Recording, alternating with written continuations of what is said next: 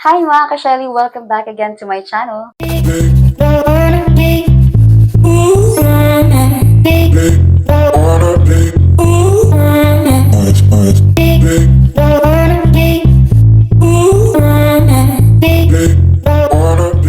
Long time no see guys. I'm very sorry kasi hindi ako makapag-vlog. Ang last vlog ko ay January pa. About Christmas pa yun, yung gala namin mga tropa ko. So, for today's video, hindi ko na patatagalin pa. Wala akong maisip kaya magbumukbang na lang tayo. Naalala niyo dati, sinubukan ko yung samyang noodles sa sobrang anghang na halos wala nang kalagyan yung kaanghangan. Ayan, yung nangyari sa akin dati. At dahil hindi tayo nadadala, magmumukbang na naman tayo ng Korean noodle. Eto, hulaan nyo kung ano. Eto ngayon ang ito-try natin. Ayan. Ang samyang carbonara. Ewan ko. Kasi yung iba nakalagay buldak eh. Buldak. Pero ito, hindi iba yung ano niya, brand niya. Magkaiba ba yun? Hindi ko alam eh. May buldak siguro, tapos may samyang na brand. So, ito yung nabili ko. Tagal ko nang hinahanap to sa grocery. Wala akong mahanap sa grocery. Tapos, nung may nakita akong Korean store, ayan, nakita ko sa wakas. Nabili ko siya ng halagang 100 pesos. Ang mahal pala nito. Grabe, isang piraso, 100. Tapos yung pansit canton, magkano? Mga nasa 20 plus yata. Ay, matino na akong audio. Thank you sa gift. Last time nakabanding ko ang aking mga best friends. Ayan. At thank you rin sa treat. Shout out din kay Deli. I miss you so much, guys. Shout out din pala sa mga ka-Heroes Alliance ko dyan. Kamusta kayo? Kamusta ang healthy living natin? So, for today's video, hindi muna ako mag-healthy living ha. Ngayon na lang ulit ako titikim ng gantong klaseng pagkain. Kaya, pagbigyan nyo na ako. Pero, papartneran ko naman yan ng healthy drink, which is, mamaya makikita niya. Gusto ko lang naman itry. Itry natin. Alam kong, kasi napapanood ko to sa mga TikTok videos. Actually, hindi na masyadong sikat to kasi na-try na rin to ng iba. Ako di ko pa natatry. Parang, nai-imagine ko yung lasa niya sa video, pero mas iba pa rin talaga kung ikaw mismo yung naka-experience ka. So, tara, magluluto tayo today. Naka-ready na yung tubig sa rice cooker ko. Binuksan ko na siya. Itong laman niya. Meron siyang ganito. Ewan ko kung ano to. Sa mga napapanood ko parang cheese powder. Siguro. Tapos ito, siguro yung spicy na sauce. Ayan. Parang tingin ko hindi ko siya lalahatin. Mga kalahati lang. Kasi hindi talaga ako maano sa maanghang, guys. Hindi ko, ewan. Yan pa nga lang na nakita nyo sa samyang na hindi ko na kinaya eh. Yung pa kayang, ito pa kaya, so hindi ko na uulitin. So, konti lang yung ilalagay ko para hindi tayo magsisi. Dahil nasa huli ang pagsisisi. Ngayon, sa una muna ako magsisisi. Ayan, konti lang ilalagay natin. O, wala na, yun lang. Tapos, ito na yung pinaka noodles niya na ilalagay ko sa kumukulong tubig dun sa rice cooker. Kaya, let's go. Aba, ang laki ah. Malaki yung pagkaano na yun. Malaki, pabilog siya na malaki. Ayan. Parang pansit canton na Tapos malalaki yung niya, pasta niya. First time kong makakatikim ng ganito. Ignorante yun. Lagay natin. Basta yun, lagay na natin. Ayan.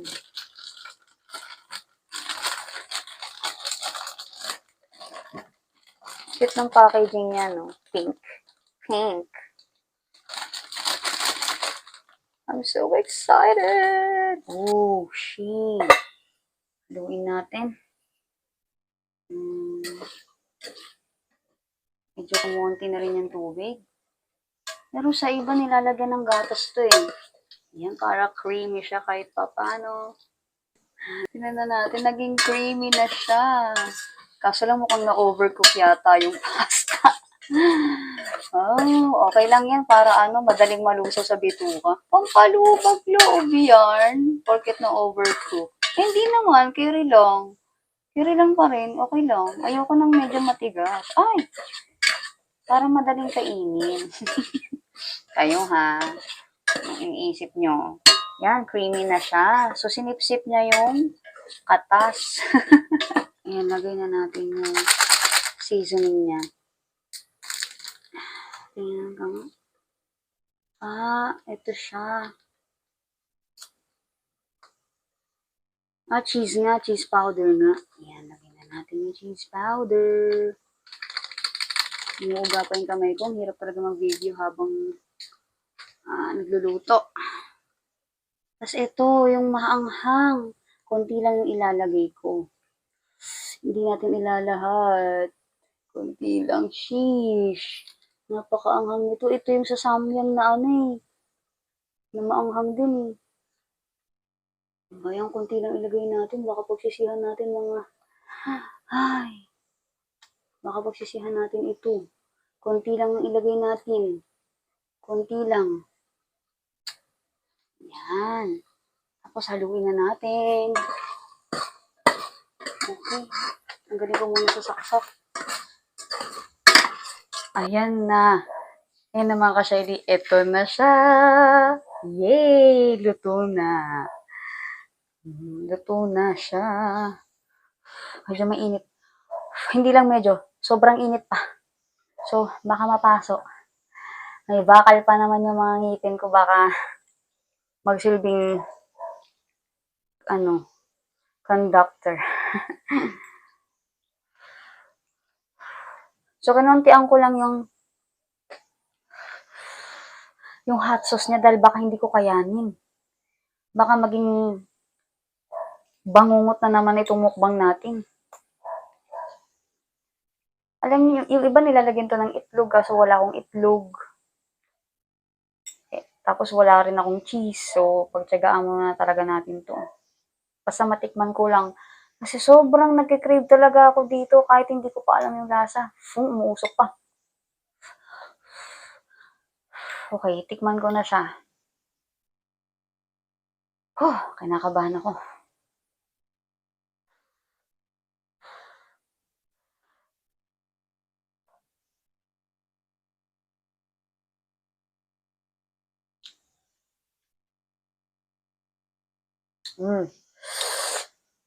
Naanghangan na nga ako agad eh. Buti.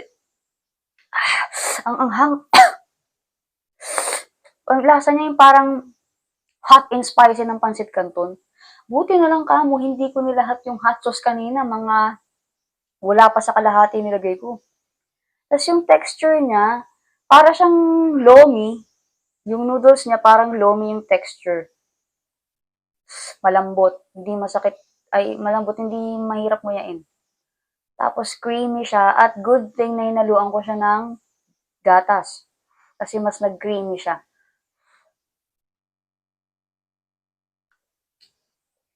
Parang bitin ako sa cheese niya. Mas okay pala guys kung lalagyan niyo ng maraming cheese. Tagta rin niyo ng cheese para masapawan yung anghang. Wala akong nabiling cheese. At wala rin akong anghang. Wala rin akong itlog. Sorry guys, napaka low-key lang ng ating mukbang ngayon.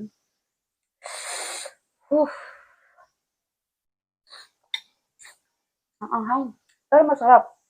Yung lasa niya pala, hindi siya masyadong maalat. Sobrang anghang lang. Pag nilahat nyo lalo. Ang anghang.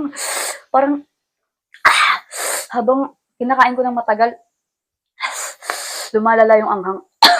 Buti lang may cranberry juice tayo today na nabili ko sa grocery. Kanina. Papawala ng anghang. Anghang. Ba't gano'n?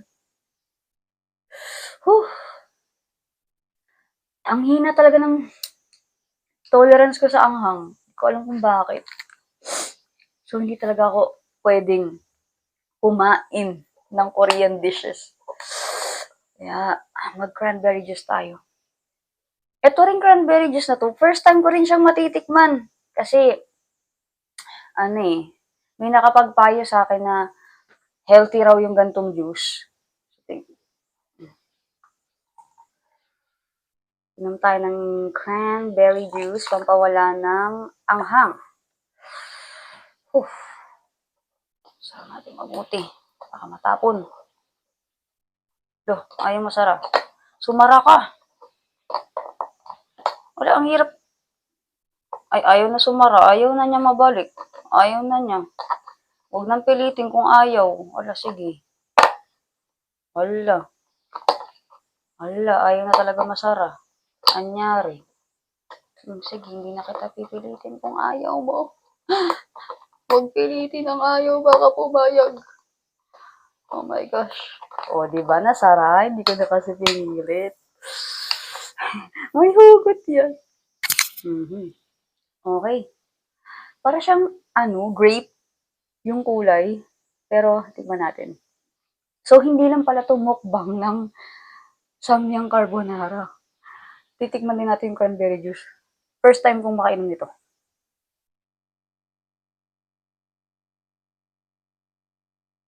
Ba't ganun? Ang asim!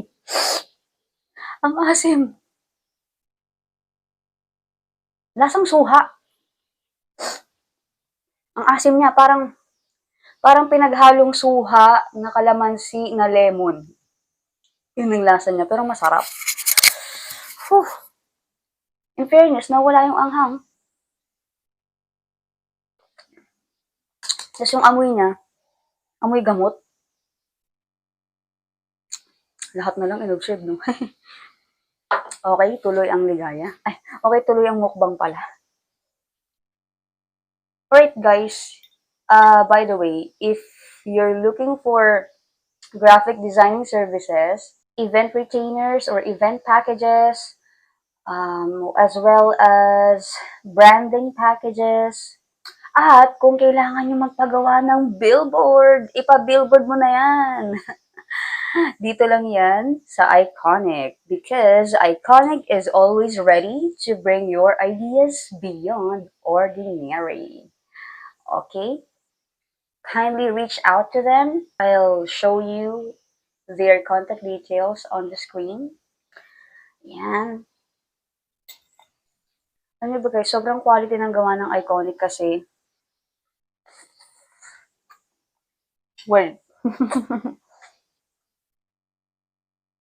mas inulang dumaldal kaysa magmukbang. Ipapakita ko sa inyo ang mga samples ng gawa ng Iconic.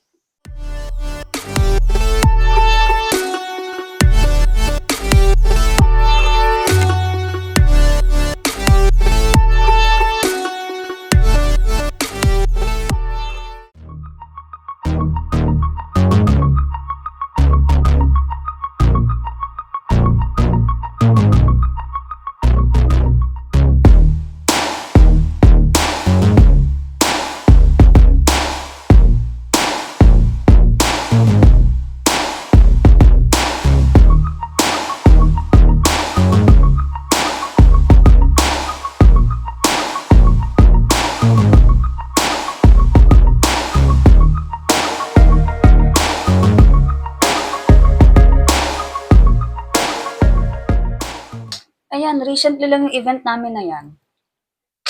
Diyan, yung event na yan, sa ano yan? Sa Metro Tent, sa likod ng SM Mega Mall. Ayan, kung need nyo ng events, packages, we're here. We are always ready for you guys. At pwede kami mag-tech support sa inyong event if you want to.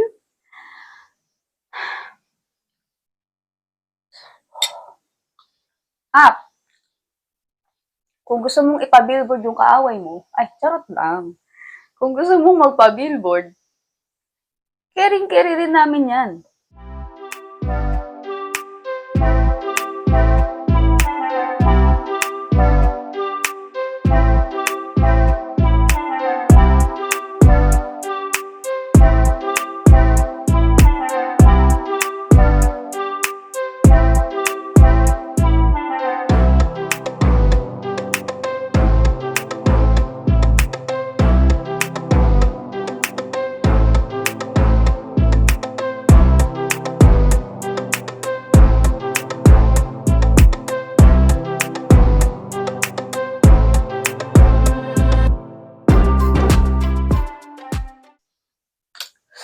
Dito lang yan sa Iconic.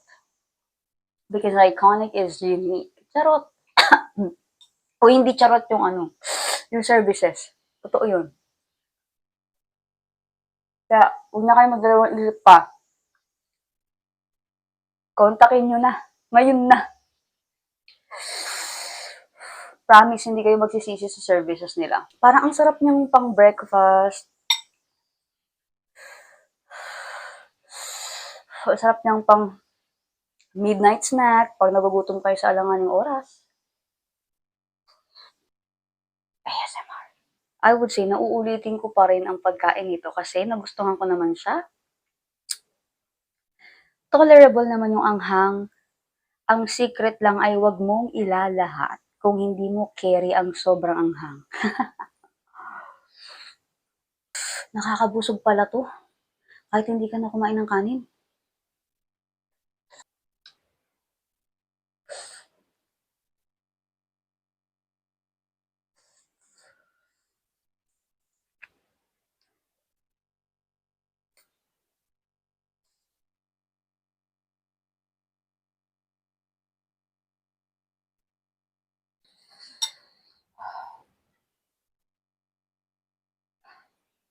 Sinisip ko na ako.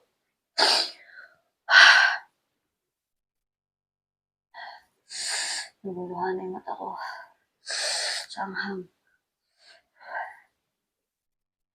Lapit na guys. Konti na lang. Grabe.